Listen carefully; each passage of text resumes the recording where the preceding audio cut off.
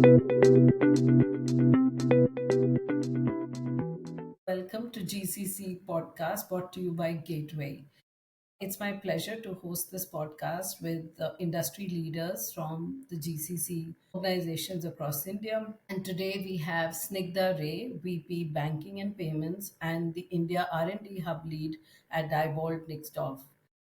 I'm so happy to get Snigdha on the screen with me. And thank you so much, Snigdha, to join us. Welcome to the GCC Podcast brought to you by Gateway. Sure. Thanks, Suchita. It's a pleasure to be here. And, it's an honor to share my thoughts representing a lot of the GCC leaders in the industry. Thank you so much. Thanks, Snigdha. So, I'd like your thoughts on the Global Capability Center landscape really evolving rapidly, and we see so much happening in the news.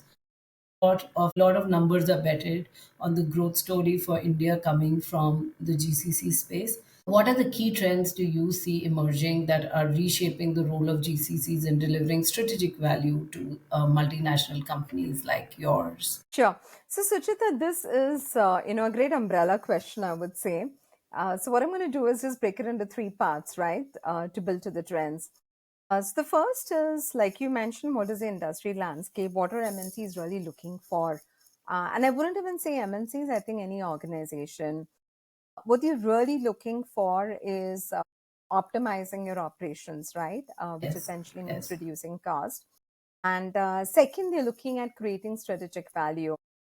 They're not looking at doing this as a one-off, big bang approach, right? They're looking at this being a sustainable, continuous journey. And yes, which essentially means what we are talking about is, a repeated, meticulous execution, pretty much like an engine, right? So how do you create an asset that's going to be valuable? How can you deliver it? How can you monetize it? How can you optimize it, scale it up, acquire more customers? And then there comes a time when it's mature, you want to transform it and eventually retire it, right? But by then, you've already started the journey of a new product or a service that you want to take to yes, market. yes. Now, that is a very broad level expectation. Now, why is there so much hype in the news that India is well positioned to deliver or partner with the global MNCs in this journey? Here, there are three aspects that I would talk about, right, that helps India.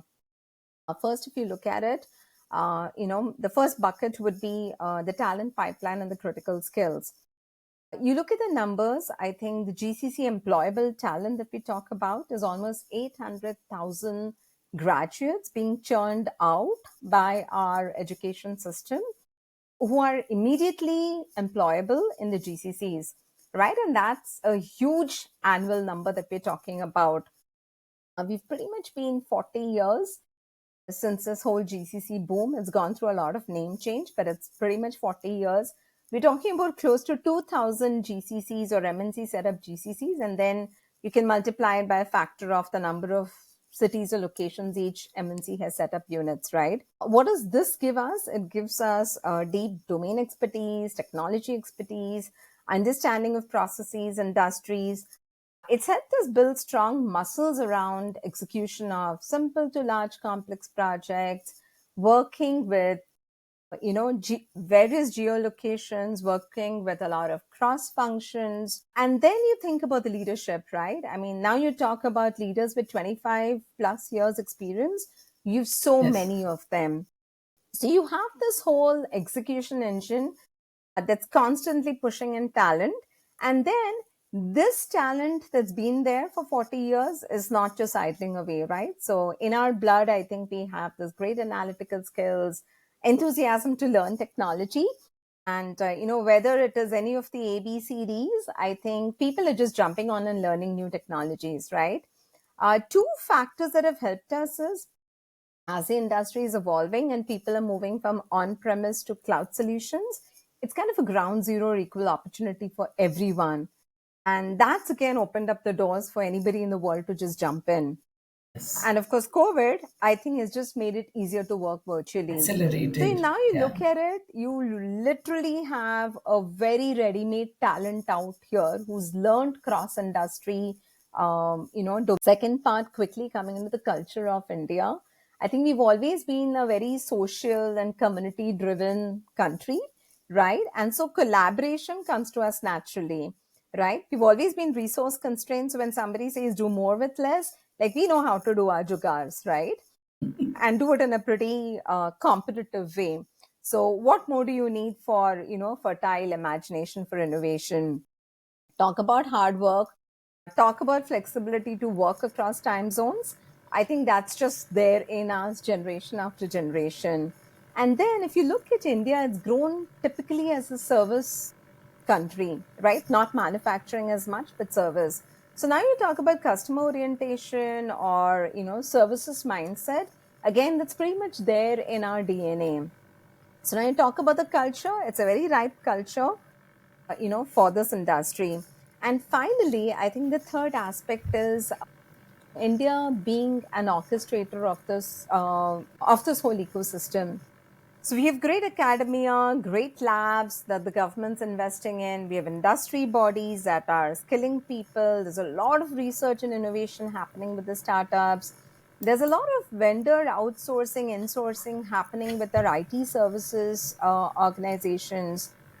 And of course, there's a lot of cost focus while we're doing all of this, right? Yes. So now you look at these three areas, talent, culture, and the ecosystem. It is a ripe bed for any MNC to just come in, whether they're setting up Yeah. a new GCC or they're maturing. I think, everything is out there. So now, given that we have these assets that we've built over years and given what the industry is looking at, what is it that the GCCs are doing in India to reposition themselves as strategic partners? Now, over the last year or two, personally, in my own experiences and talking with my peers, I'm seeing three very, very prominent trends. One, India is repositioning itself as either a transformation hub or an innovation hub, Yeah. right?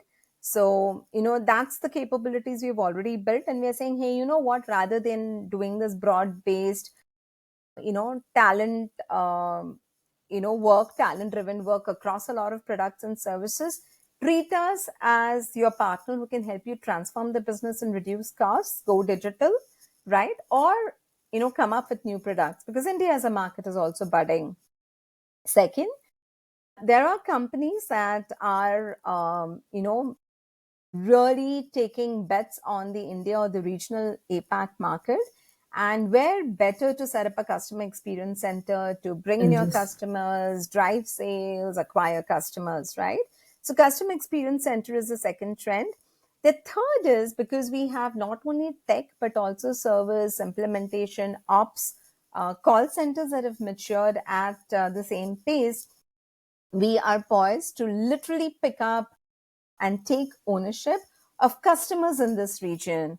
So that's a third thing, third trend that is driving the You success. can Where we are see. going out Yeah. and saying, "Hey guys, we will own the customer lifetime value. We will own the customer NPS. Give us the opportunity, and we'll run it as a complete end-to-end vertical."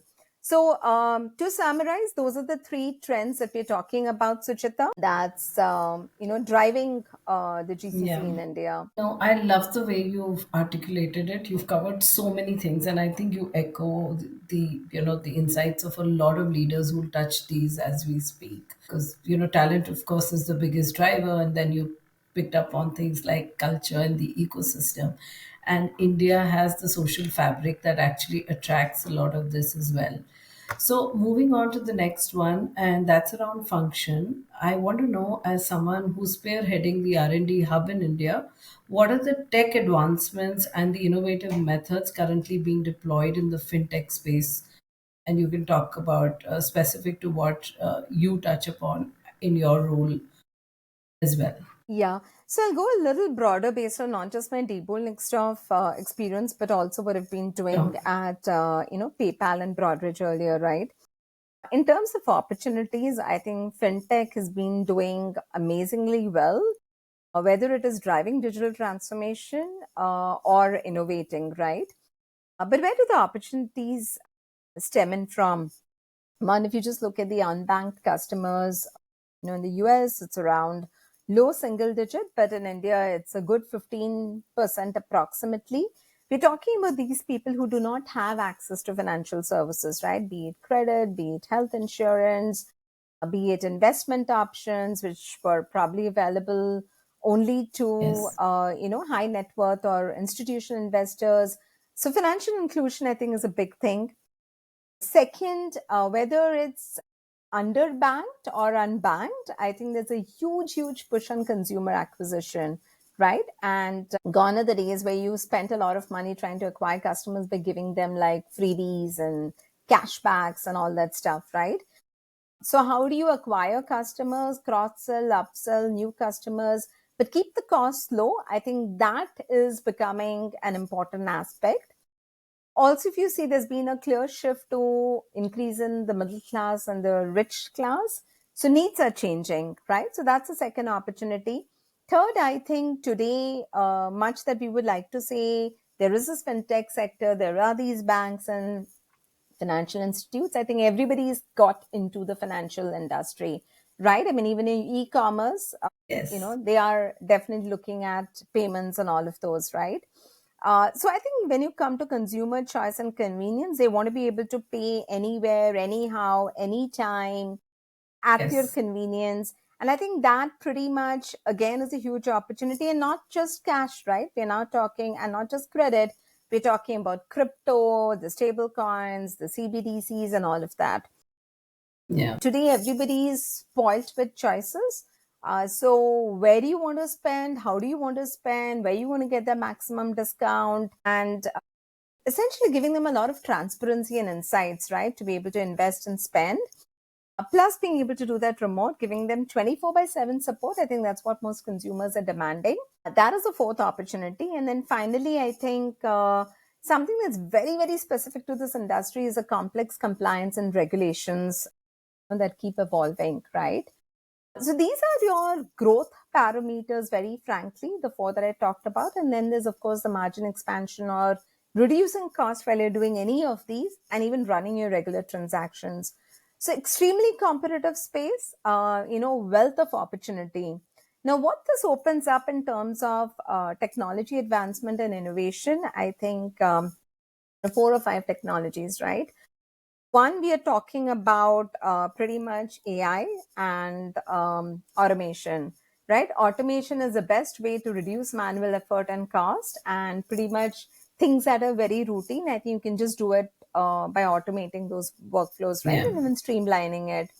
AI, I think, is just everywhere today. Acceleration.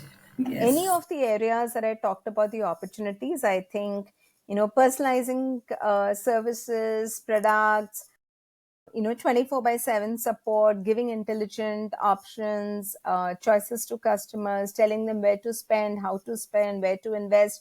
I think AI is pretty much all pervasive, right? And then we talk about, like I said, right, there are e-commerce firms that want to do payments and want to give all kinds of options, which also means that we have to be, using APIs and similar technology, or even MQTT, and similar technology where IoT is integrated, machines are integrated, and anybody wants to be able to use your platform, right? So that's the Yes. second one. We talked about RPA, we talked about AI, we're talking about API.